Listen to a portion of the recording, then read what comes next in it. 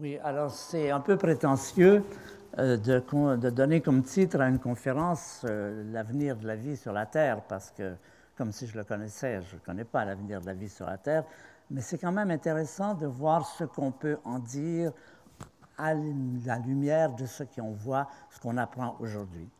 Et je vais vous résumer la situation à partir d'un vers, d'un poème d'un poète allemand qui s'appelle Hölderlin et qui a écrit en 1825 à peu près, vous voyez, c'est pas récent, qui a écrit ce vers qui me paraît contenir les différents aspects. Ça dit ceci: là où croit le péril, croit aussi ce qui sauve. Je crois que les deux éléments sont importants. Il y a aujourd'hui du péril, et c'est clair, et c'est évident, et c'est menaçant. Il ne faut surtout pas le cacher, il ne faut surtout pas refuser de le voir, mais il y a aussi des choses qui se font, qui sauvent, et qui font que la situation, bien qu'extrêmement tendue, extrêmement conflictuelle, entre deux forces, si on peut résumer, une force de détérioration qui prend de la puissance de plus en plus. Je vous donne un exemple. Nous savons qu'il faut diminuer les émissions de gaz carbonique de 75% pour arriver à contrôler la température. Nous les augmentons chaque année de 2 à 3%. Ça, c'est un aspect de la détérioration qui est croissante. Nous déforestons, nous coupons les forêts à une vitesse croissante aussi. Nous pêchons, tenez-vous bien, 2 fois plus de poissons dans l'océan qu'il ne s'en reproduit naturellement. Vous voyez comment cela, où ça peut mener, évidemment. Mais en même temps, il y a des choses qui se font, il y a des bonnes nouvelles un peu partout qui font qu'on ne doit surtout pas se laisser aller à un état dépressif qui a pour résultat, évidemment, de rendre les choses encore pires. Quand on dit c'est foutu, c'est foutu. Et il y a donc ces deux éléments qui sont présents, et c'est ce que je vais essayer de vous présenter en essayant de faire une synthèse de ces deux éléments en même temps. Alors, la synthèse que je vais vous présenter, elle est un peu arbitraire, mais c'est bien de pouvoir avoir une image un peu synthétique, et je vais vous la présenter en écrivant deux histoires. Je vais vous raconter deux histoires. Une belle histoire et une moins belle histoire. Je vais regrouper tout ce qu'on apprend d'une part à la fac des sciences, et ça a rapport avec la belle histoire. C'est quoi la belle histoire? C'est pour chacun de nous comment on en est arrivé à être ici aujourd'hui. Comment nous sommes arrivés à exister, comment nous sommes arrivés à avoir ce merveilleux instrument qui est le cerveau humain, qui nous permet de comprendre des choses extraordinaires que l'on ne connaissait pas il y a très peu de temps, sur le passé de l'univers, sur le passé de la vie, sur tout ça. Les facs des sciences, en général, nous apprennent des éléments de cette belle histoire. Il y a aussi une moins belle histoire qui, elle, c'est celle que vous entendez quand vous écoutez la télévision, que vous lisez vos journaux, tous ces dégâts qui se produisent aujourd'hui, cette pollution, on en a plein les oreilles, on en entend continuellement, et de plus en plus depuis l'an 2000. Voilà deux histoires que je vais raconter séparément, justement pour essayer ensuite de les mettre ensemble et d'essayer de diminuer nos inquiétudes par rapport à l'avenir et de pouvoir envisager peut-être un avenir plus lumineux que celui que nous semble nous avons devant nous quand on tient compte de toutes ces menaces sur l'environnement et sur tout cela. Alors, je commence avec la belle histoire. La belle histoire, elle est très ancienne. Elle commence il y a 14 milliards d'années. On commence à connaître l'existence de cette histoire depuis relativement peu de temps. Un peu plus, même pas tout à fait un siècle, que nous avons une connaissance crédible sur le plan scientifique de cette histoire. Et ça commence quand, aux États-Unis, en Californie plus exactement, un astrophysicien qui s'appelle Edwin Hubble observe les galaxies. C'est la période où on commence à avoir des télescopes de bonne dimension, comme celui que vous voyez là. Et vous voyez là M. Hubble qui regarde le ciel. Bon, je l'ai mis là, mais il a ses collègues, c'est tout un groupe qui sont responsables de ce qu'on va apprendre de formidable à cette époque. Ils nous apprennent deux choses fondamentales. La première, c'est que l'univers, c'est grand. C'est beaucoup plus grand que tout ce qu'on imaginait dans le passé. Ils vont en particulier découvrir que nous vivons dans une galaxie, qui n'est pas celle-là, ça c'est Andromède, notre voisine, mais c'est une image de notre domaine à nous. Une galaxie, c'est un ensemble d'étoiles qui peut contenir à peu près 100 milliards d'étoiles comme le Soleil. Et Hubble montre non seulement qu'il y a d'autres galaxies, mais qu'il y en a beaucoup. Et là, je vais vous montrer un document récent, une image de quoi ça a l'air l'univers quand on le regarde à la plus grande échelle possible. Nous avons cette possibilité grâce au télescope Hubble, nommé d'après Hubble.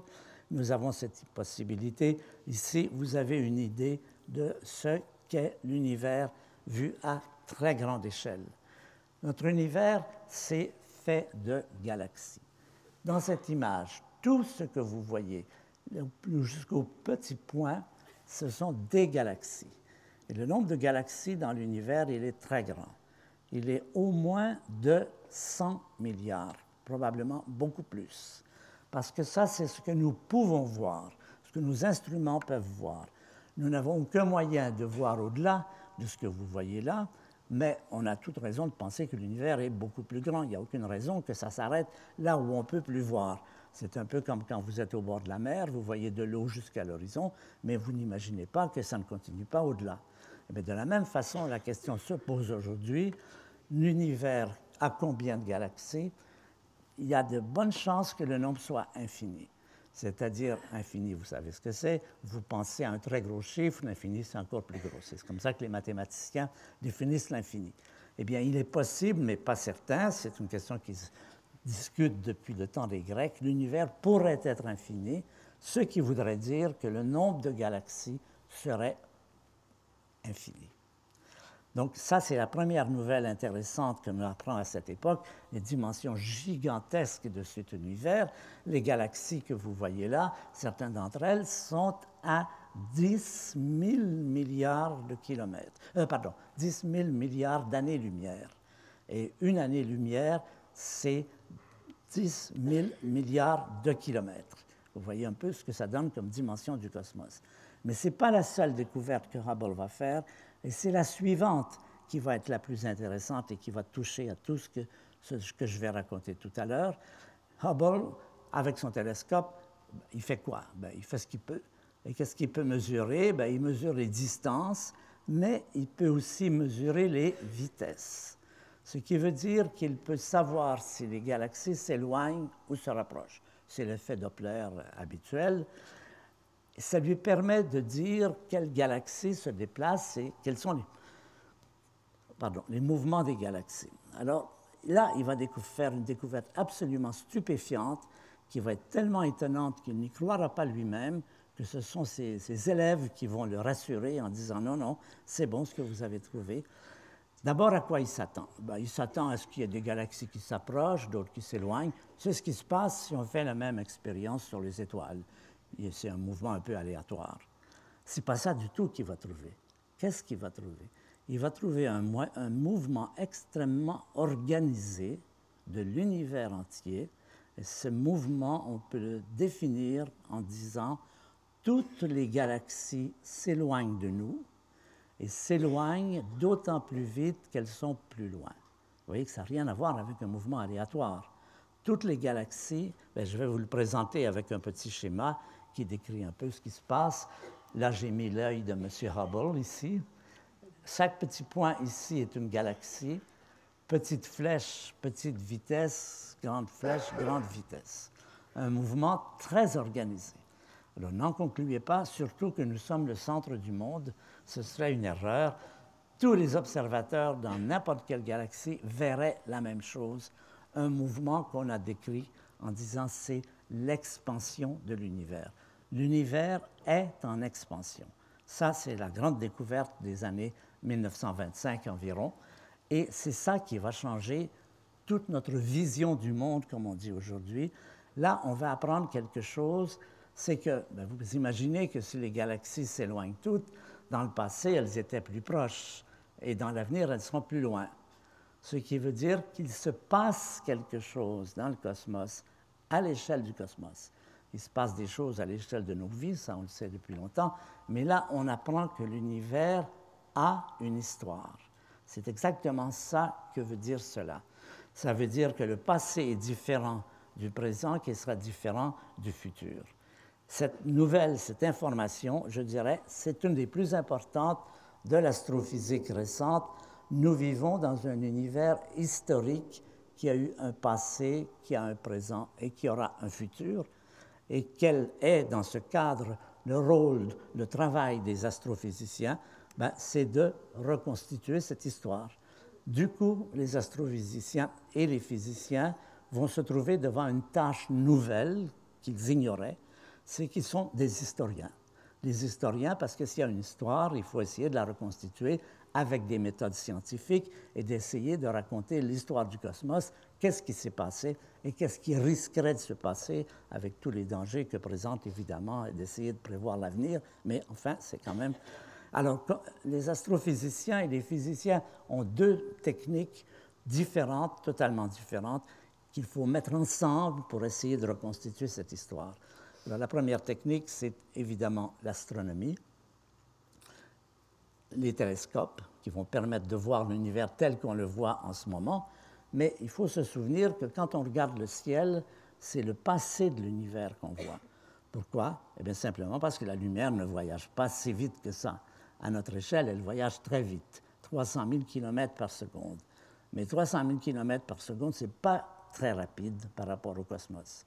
La lumière met 1 seconde pour venir de la Lune, 8 minutes pour venir du Soleil, et les étoiles que vous voyez dans le ciel, ont émis leur lumière au temps de l'Empire romain, c'est 1000 ans, 2000 ans, 3000 ans.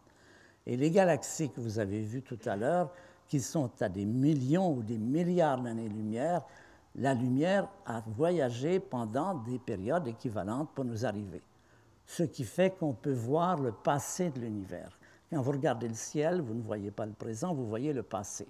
Si vous voulez savoir comment était l'univers il y a 5 milliards d'années, choisissez un astre qui est à 5 milliards d'années-lumière de nous et vous aurez une vision en direct de ce qu'était l'univers à cette période. Vous voyez, c'est comme une machine à remonter le temps dont tous les historiens rêveraient s'ils voulaient savoir qu'est-ce qui s'est passé à la guerre de Troie ou autre chose, mais il n'y a plus moyen, c'est terminé. Tandis que pour l'astronomie, non, ce n'est pas terminé du tout, et c'est l'instrument qu'on va utiliser.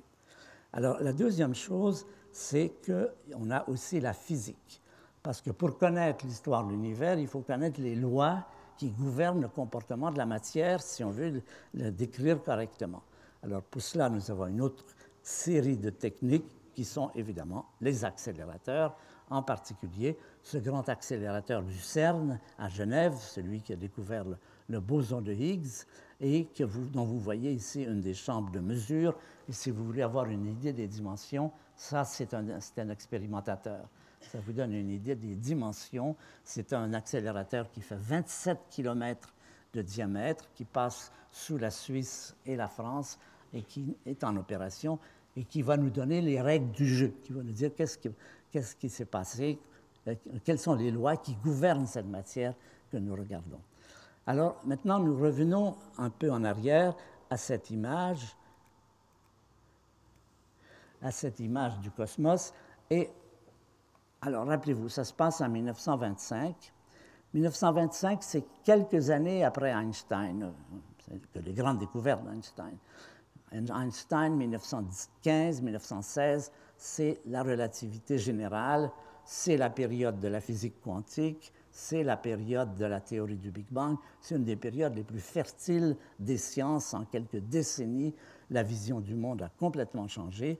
Et en particulier, ce qu'Einstein nous a appris d'intéressant pour ce problème que nous avons, c'est que l'univers, que la matière, et quand on chauffe la matière brille. Elle émet de la lumière, ce qui veut dire que si l'univers est comme il est aujourd'hui, dans le passé, l'univers était de plus en plus chaud.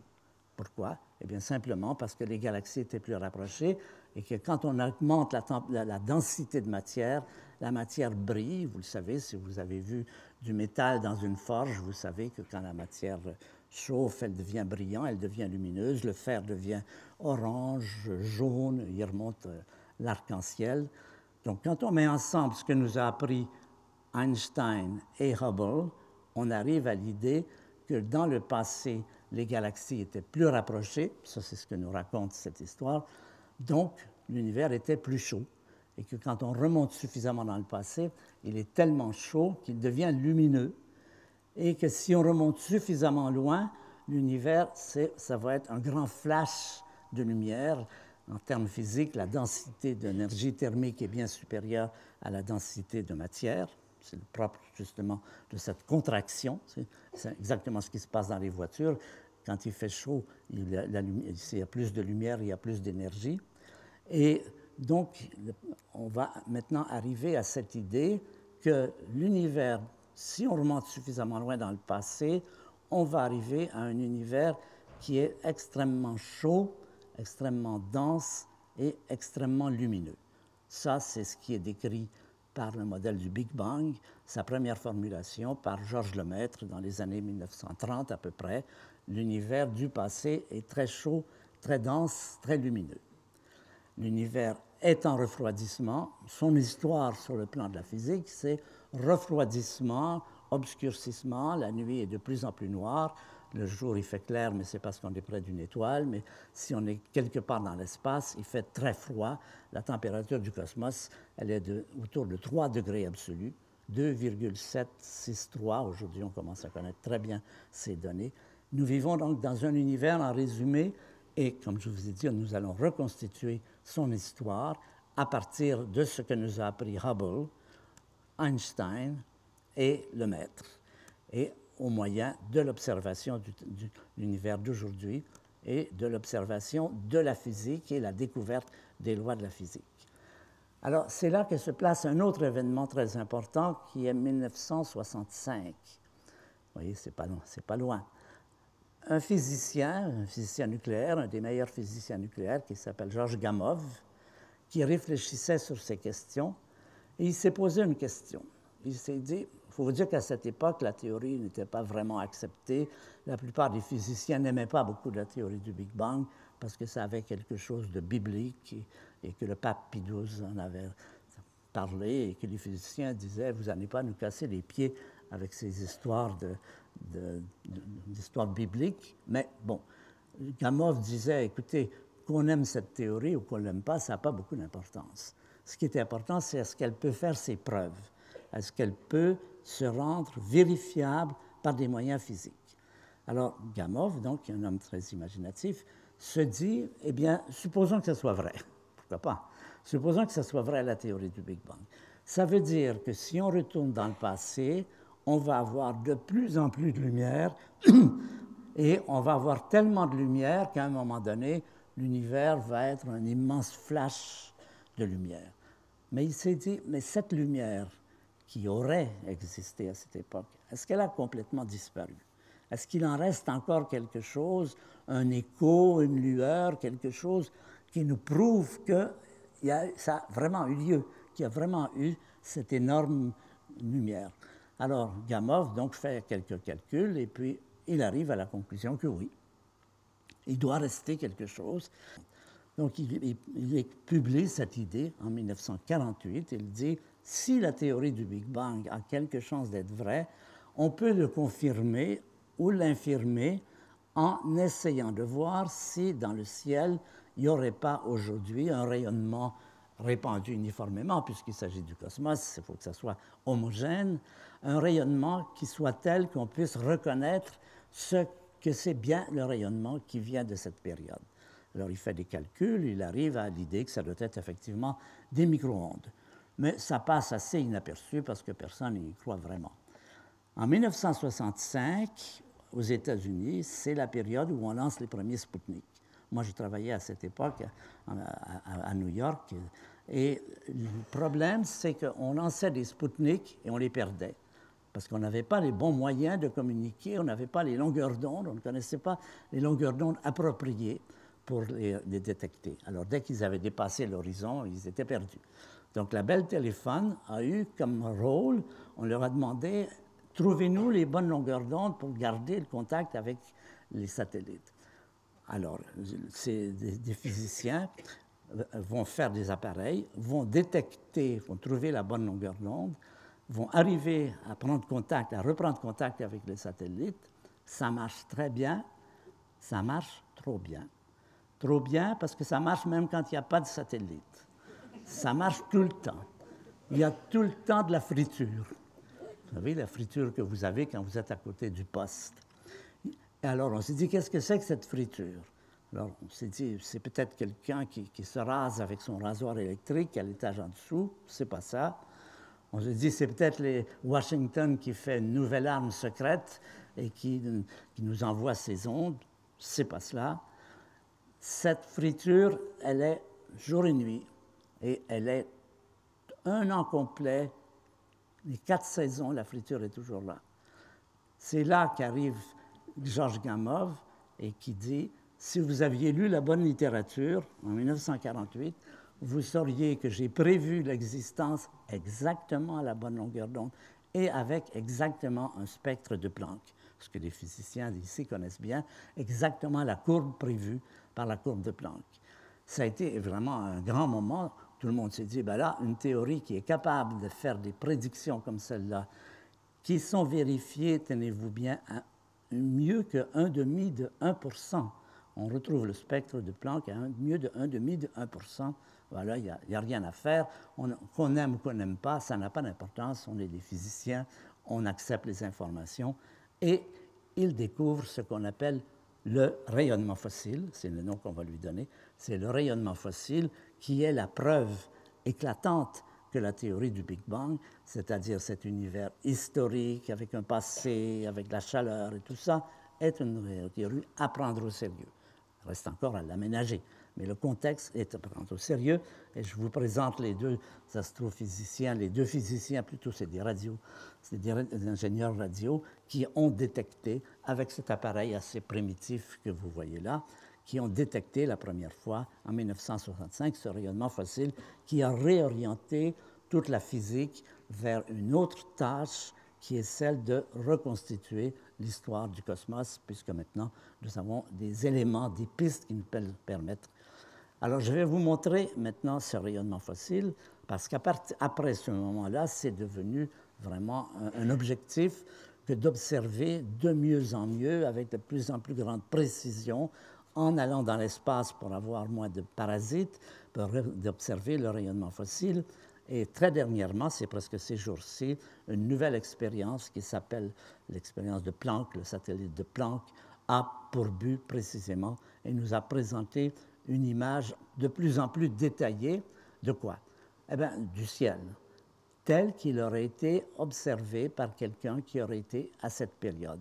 Ce n'est pas tout à fait le Big Bang, c'est un peu plus tard, c'est à peu près 380 000 ans après le Big Bang, mais c'est très peu par rapport, évidemment, aux 14 milliards d'années. Et je vais vous montrer une image en direct, c'est un document que c'est important d'avoir déjà vu, de ce qu'était le ciel à cette période. Et ce n'est pas une image de synthèse, c'est une vraie image, exactement comme une image de télévision que vous observez chez vous. Évidemment, ce que vous allez voir, c'est une transcription visible, exactement ce qui se passe quand vous regardez la télévision. Il y a des ondes, des micro-ondes qui arrivent sur votre appareil, qui sont converties en images. Alors, je vous dis, elle est en fausse couleur, parce qu'il n'y a pas de couleur d'associée aux longueurs d'onde radio, mais ce sont des couleurs qui permettent de comprendre un peu mieux. Ce qui est vrai de cette image, ce qui est réel, ce sont les dégradés. Vous allez voir, c'est une image que, encore une fois, si vous étiez couché dans la prairie à regarder le ciel à cette période, c'est cela que vous auriez vu, sauf les couleurs. Alors voilà, ça c'est l'image la moins récente, c'est-à-dire celle-là, elle a une dizaine d'années. La plus récente qui vient d'arriver, ce sont des gros plans de celle-là. L'idée, c'est d'augmenter la résolution pour voir de mieux en mieux. Et voilà l'image la plus récente aujourd'hui. Évidemment, interpréter cela n'est pas facile. C'est le travail des physiciens, des astrophysiciens. Je vais vous résumer ce que cela nous a appris. Alors, pour vous dire ce que ça nous a appris, je vais commencer par vous parler de l'univers contemporain. Une caractéristique de notre univers contemporain, c'est qu'il est extrêmement structuré. Il y a des structures à toutes les dimensions. Il y a des structures dans les plus grandes dimensions, que sont les galaxies, comme vous avez vu tout à l'heure, des dizaines de milliers d'années-lumière.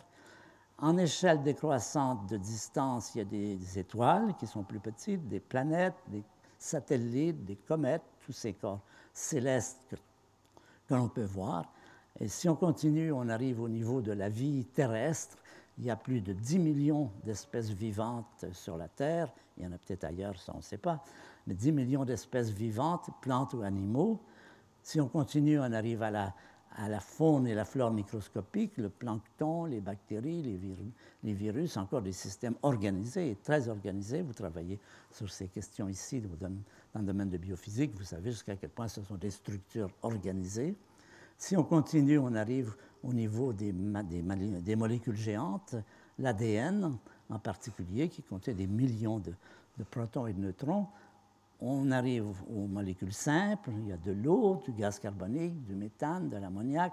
Encore plus petit, on arrive au niveau des atomes, le carbone, l'azote, l'oxygène, une centaine d'atomes de la table de Mendeleïev jusqu'à l'uranium. Tout ça, ce sont des structures qui appartiennent à l'univers.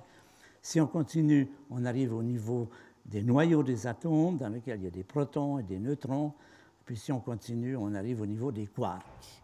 Donc ça, c'est une caractéristique de notre univers d'être organisé à toutes les échelles, des plus petites aux plus grandes échelles. La différence, c'est que l'univers que nous montre Hubble, c'est un univers, Planck, c'est un univers qui est complètement différent, dont on peut dire en quelques mots qu'il est sans structure. Il n'y a pas de galaxie, il n'y a pas d'étoiles, il n'y a pas de planète, il n'y a pas d'êtres vivants, il n'y a pas de vie microscopique, il n'y a pas de grosses molécules, il n'y a pas de petites molécules, il n'y a même pas d'atomes, il n'y a pas de carbone, d'azote, d'oxygène, il n'y a même pas de protons et de neutrons. Qu'est-ce qu'il y a? Il y a ce que nous connaissons en ce moment, la composition de l'univers à cette époque, c'est un immense magma à des milliards de degrés composé de ce qu'on appelle des particules élémentaires, c'est-à-dire des électrons et des quarks. C'est en définitive, à notre connaissance présente, les constituants du début de l'univers. Et maintenant, si vous comparez l'univers à cette époque, donc instructuré, avec l'univers présent, parfaitement et richement structuré, vous avez en résumé l'histoire de l'univers. C'est l'histoire de la matière qui s'organise. C'est comment on est passé de cet univers instructuré à cet univers extrêmement structuré dans lequel chacun d'entre nous sommes des systèmes.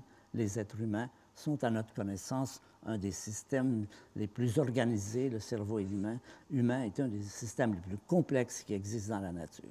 Donc, vous voyez, l'histoire, vous avez les deux extrémités maintenant, ce moment où tout est instructuré et aujourd'hui, chacun d'entre nous. Excusez-moi, il fait un peu chaud, je vais enlever ce chandail. L'histoire de la matière qui s'organise. Et maintenant, nous découvrons que tous les chapitres de la science, de la physique, sont des chapitres de cette histoire. Parce que qu'est-ce que nous apprend la physique? Elle nous apprend le comportement des atomes, des protons, des neutrons. Qu'est-ce que nous apprend la chimie? C'est l'organisation moléculaire. Qu'est-ce que nous apprend la biologie? C'est l'organisation biologique, physiologique. La planétologie, l'astronomie, tous ces éléments sont des chapitres de cette histoire qui est notre histoire. C'est pour ça que je l'ai appelée notre histoire. La belle histoire, c'est comment nous en sommes arrivés à exister aujourd'hui. Cela implique, par exemple, des phénomènes fabuleux comme des collisions de galaxies. Les collisions de galaxies sont dans notre lointain passé parce que c'est grâce à ces collisions entre des galaxies que les étoiles apparaissent. C'est au moment de ces collisions qu'apparaissent des quantités d'étoiles des étoiles géantes bleues, vous en voyez... Hop, oui. Ah oui. Voilà deux galaxies. Il y en a une qui est ici, il y en a une qui est là. Les deux galaxies entrent en collision. Qu'est-ce qui se passe quand deux galaxies entrent en collision? Des collisions, ce n'est pas comme des billes de billard, ça ne fait pas de toc. Les collisions, c'est comme des nuages qui s'interpénètrent. Et ces pressions accumulées vont amener les étoiles, les nébuleuses, à se condenser, à se former. Et toutes les étoiles bleues que vous voyez ici, vous en voyez encore ici, ce sont des étoiles qu'on appelle des géantes bleues. Dans notre ciel, nous en avons plusieurs. Orion, la ceinture d'Orion, pour ceux d'entre vous qui sont familiers avec l'astronomie amateur, la ceinture d'Orion, ce sont des géantes bleues. Ce sont des étoiles qui ont comme propriété de fabriquer de l'oxygène.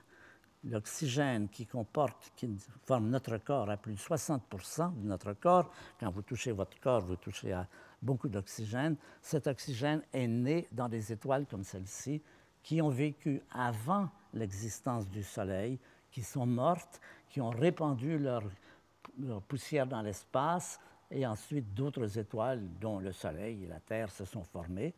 Alors, formation des étoiles, je vais vous montrer ici un spectacle de formation des étoiles. Ça, c'est un grand nuage de matière sombre dans le ciel, c'est aussi près d'Orion. Et voilà des étoiles qui sont en train de se former, de se condenser, qui sont en train de devenir lumineuses. Les étoiles vont vivre leur vie, et à la fin de leur vie, quand ils auront fabriqué une moisson importante d'atomes, tous les atomes de la table de Mendeleïev, pratiquement tous les atomes sont formés à l'intérieur des étoiles par les réactions nucléaires, parce qu'il fait très chaud. À l'intérieur du Soleil, il fait 15 millions de degrés, et dans les étoiles géantes bleues, il fait 200 millions de degrés. Là, il y a des réactions nucléaires qui transforment les noyaux les uns en les autres, et l'oxygène se forme là. Et à la fin de sa vie, les étoiles, pas toutes, mais les plus importantes pour nous, explosent. Elles explosent, elles forment ce qu'on appelle des supernovas. Supernovas qui, elles, vous voyez, sont en train de répartir, de distribuer dans l'espace les atomes qu'elles ont formés. Le rouge, ici, c'est de l'azote et de l'hydrogène. Le jaune, c'est de l'oxygène. Le bleu, je ne me souviens pas très bien, mais chaque couleur, pour l'astronome, est une signature. La lumière, la longueur d'onde de la lumière nous dit quelle est la nature de l'atome qui est là. C'est comme ça qu'on peut reconstituer l'histoire des étoiles comme étant les lieux où se sont formés les atomes, tous les atomes dont nous sommes formés. Et puis ensuite est apparue notre planète, il y a 4,5 milliards d'années, voisine du Soleil, d'un Soleil qui l'a réchauffé, qui lui a donné son énergie, qui a permis à la vie d'apparaître, et des phénomènes importants comme les volcans qui ont permis à la Terre de conserver son gaz carbonique et de ne pas s'épuiser en gaz carbonique, et l'évolution de la vie. Je vous la résume là en très peu de mots, évidemment. Je vous résume 15 milliards d'années, la belle histoire, qui est précisément la présence de tous ces phénomènes qui ont fait que nous sommes ce que nous sommes, qui nous ont amenés à exister. Évidemment, avec l'apparition des fleurs et des papillons et tout ce que vous connaissez, vous voyez comment tout cela, c'est l'histoire de chacun d'entre nous que la science nous raconte à partir de cette notion que la vie, les systèmes n'ont pas toujours existé, qu'ils se sont formés progressivement tout au cours de la vie de l'univers et qui s'est construit ce qu'on va appeler la pyramide de la complexité. Pyramide de la complexité, c'est les différentes étapes. L'étape la plus ancienne, c'est l'étape du magma incandescent formé de quarks et d'électrons qui s'associent pour former des protons et des neutrons, des noyaux, des atomes, etc. Alors maintenant, je vais vous proposer de faire une petite expérience. Je vais vous proposer de fermer les yeux et de dire intérieurement « j'existe ». Simplement, vous dites « j'existe ». C'est vous permettre de faire la plus grande prouesse qui a jamais été faite dans le cosmos. Pour faire cette prouesse, il faut que dans nos corps soit associé un nombre de quarks et d'électrons qui est considérable. Si vous voulez savoir combien de quarks et d'électrons ont participé à cette simple opération qui est de dire j'existe, voilà le nombre. Ah, il n'est pas encore là, il est là. Voilà. 10 puissance 29, ça varie un peu avec votre poids, mais pas beaucoup. 10 puissance 29 particules, quarks et électrons dans le corps humain qui ont tous besoin de jouer un rôle précis pour arriver à cette simple prouesse qui est bien supérieure à celle qui vous permettrait de gagner des médailles d'or ou d'argent aux Jeux olympiques, cette prouesse que chacun peut effectuer et qui est comme une expression de ce résultat, de cette merveilleuse histoire qui est derrière chacun d'entre nous. Ça, je pense que c'est important de le savoir, surtout dans des périodes dépressives comme aujourd'hui, qu'il y a derrière tout cela une merveilleuse histoire qui est l'histoire de comment chacun d'entre nous, grâce à tous ces phénomènes galactiques, stellaires, planétaires, biologiques, nous sommes arrivés à exister. C'est nos antécédents tels que révélés par la science. Maintenant, je suis obligé de passer à une seconde histoire qui est la moins belle histoire, mais il faut bien affronter la réalité. Alors, la moins belle histoire, elle existe, elle est beaucoup plus récente. Elle a à peu près 7 millions d'années. C'est à peu près les nombres qui se passent. Là, il se produit un événement qu'on est loin de comprendre et qui est simplement qu'un animal va acquérir une forme supérieure d'intelligence. Le voilà.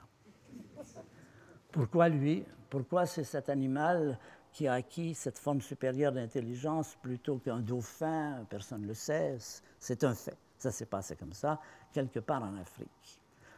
Mais il faut dire que cet être était dans une situation très difficile. Nos premiers ancêtres sont très mal nantis pour se défendre. Ils n'ont pas des grandes dents comme les tigres, ils ne courent pas vite comme les cheetahs, les jaguars, ils ne volent pas, ils n'ont pas de carapace. Il est difficile de comprendre comment ils ont survécu.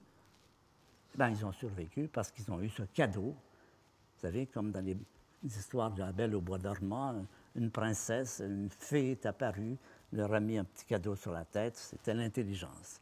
C'est ce qui leur a permis de survivre. On n'avait pas eu ce cadeau, on aurait probablement disparu depuis longtemps. Et on va parler justement maintenant du rôle de l'intelligence dans la destinée humaine. Alors, les humains apparaissent en Afrique, maintenant on en a la preuve, quelque part dans la vallée de l'Omo. Ils sont faibles et mal armés pour se défendre. Heureusement, ils sont intelligents. Et qu'est-ce qu'ils font? Ben, ils font des pièges, ils font des armes, et comme ça, ils arrivent à survivre dans un climat, dans une ambiance hostile.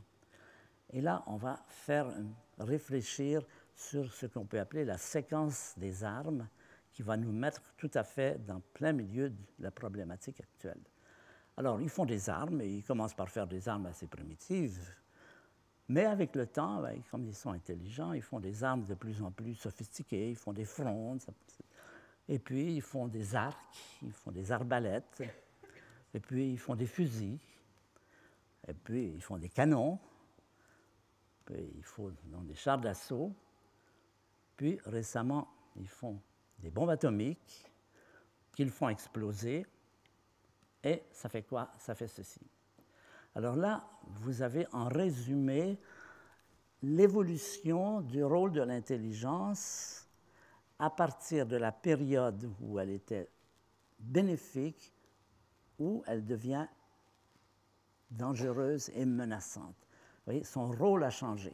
Et pour ça, je vais vous rappeler aussi d'autres phénomènes dont il faut se souvenir, c'est ce qu'on appelle la terreur nucléaire.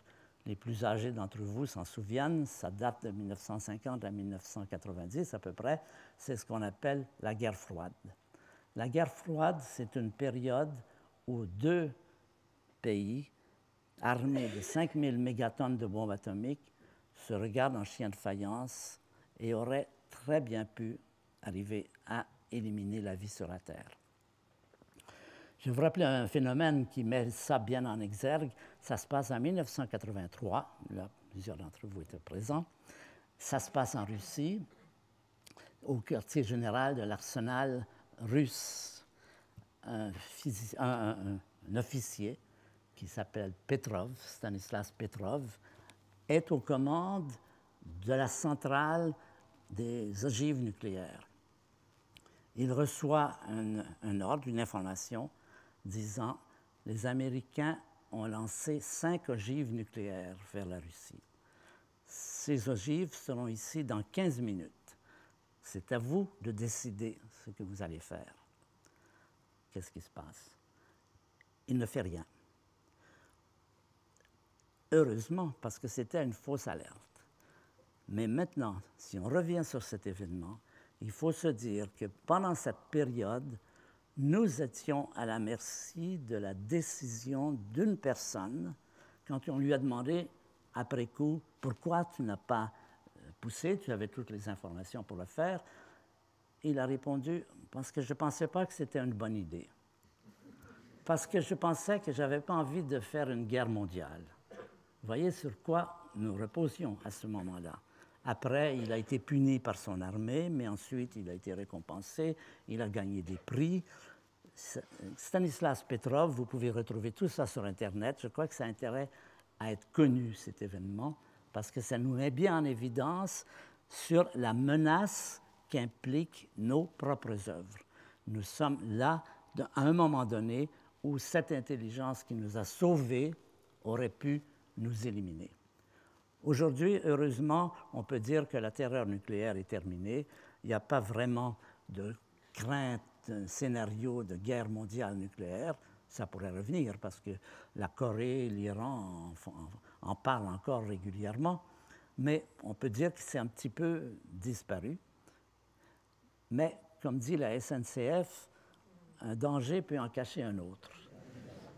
C'est-à-dire que si la terreur nucléaire est à peu près résolue temporairement, il faut dire qu'aujourd'hui, nous sommes menacés par un autre événement qui est précisément encore dû à notre puissance.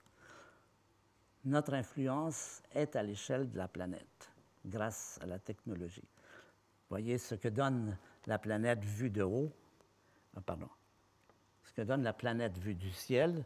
En jaune, c'est l'électricité, les éclairages urbains, les autoroutes.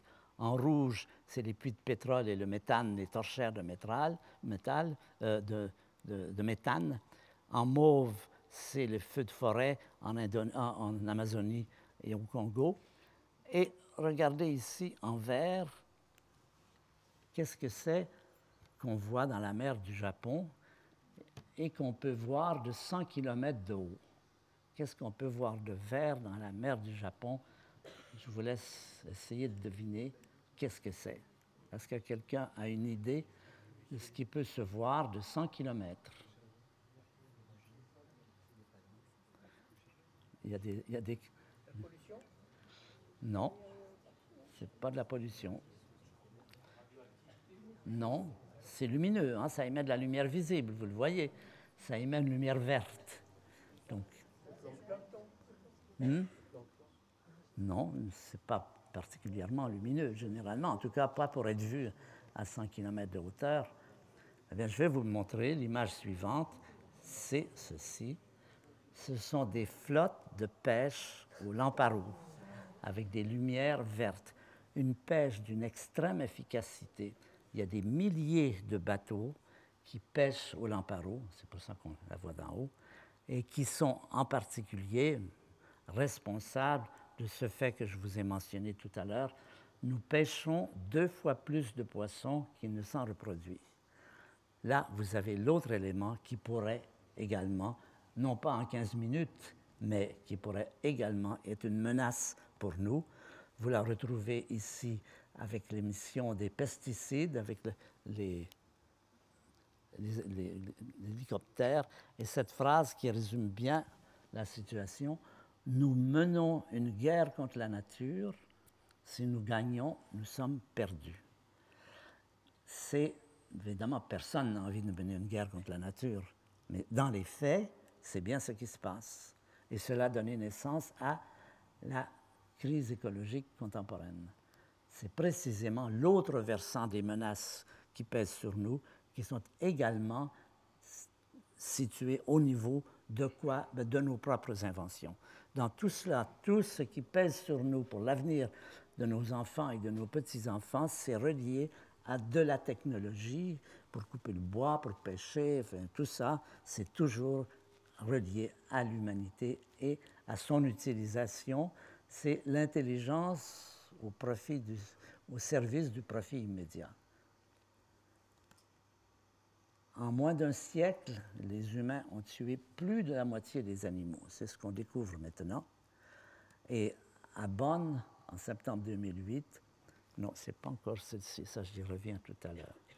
À Bonn, nous pourrions avoir éliminé la moitié des espèces vivantes avant la fin du siècle.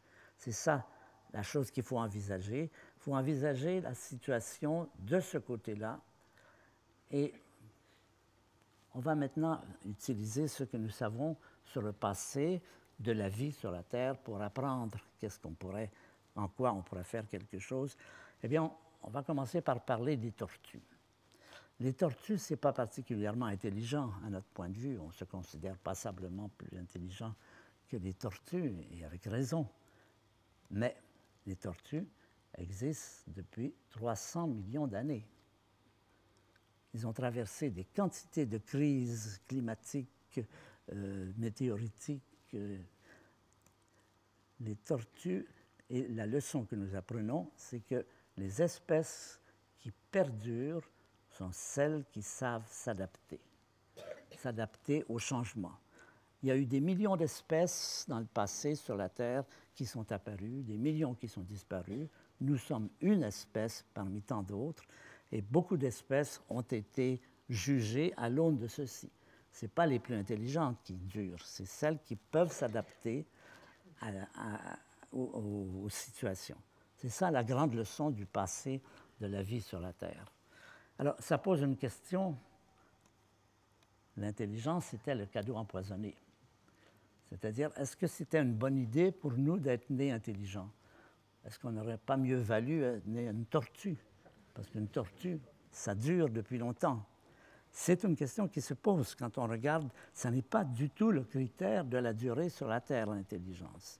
L'intelligence est un cadeau empoisonné quand elle est mise uniquement au service du profit immédiat, quand elle saccage son environnement, et elle peut le faire très brillamment, quand elle fait des déforestations, ce que vous voyez ici, ce sont des forêts brésiliennes, vous voyez ce qui en reste ici, vous voyez ce qui se passe aujourd'hui, c'est des choses qui se passent aujourd'hui. Il faut regarder la réalité.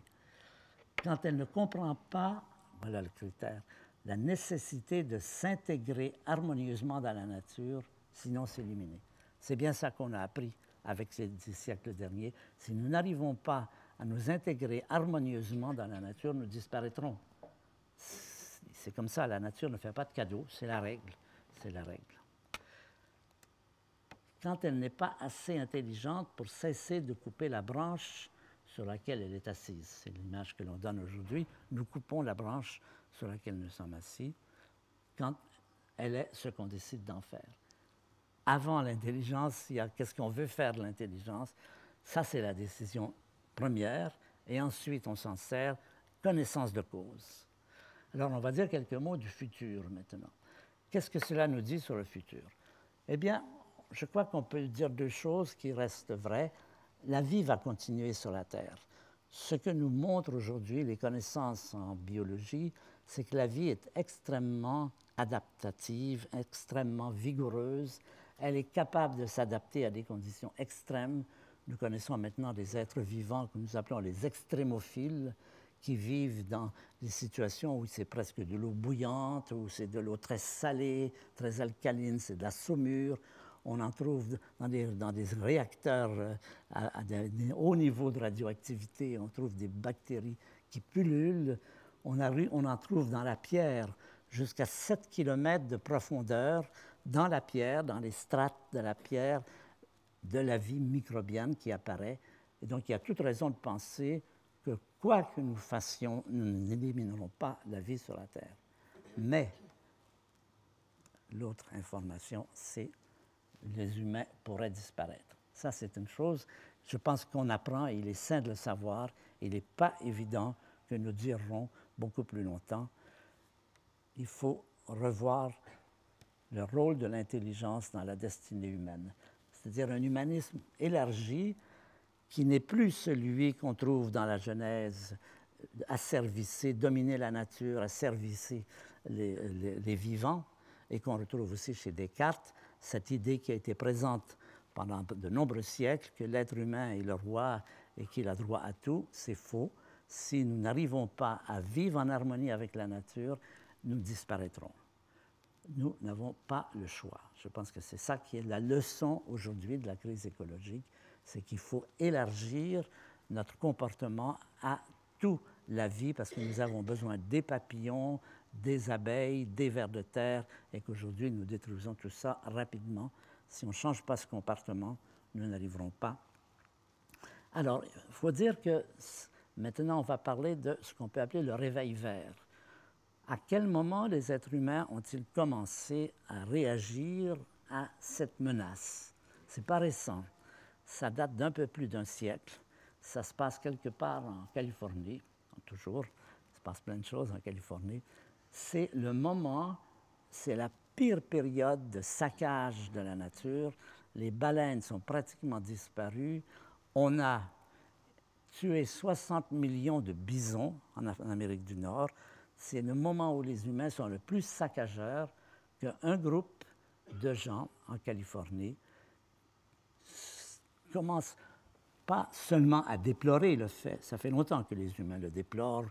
On le trouve chez Victor Hugo, on le trouve chez Archimède, on le trouve chez beaucoup d'êtres humains qui sont attristés par le comportement saccageur des humains et qui s'en inquiètent. Mais c'est la première fois, à ma connaissance, que des humains décident de dire « maintenant, on fait quelque chose ». On ne se contente pas d'arrêter, de déplorer, on fait quelque chose.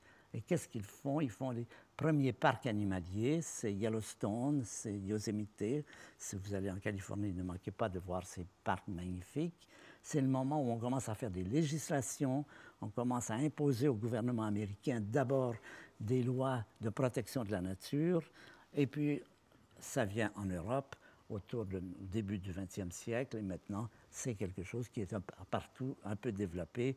Vous avez tout ce qui se passe à cette période, la Californie, les associations pour la nature, le WWF, tout ce qui existe, se développe très rapidement. C'est pour ça que j'ai rappelé la phrase de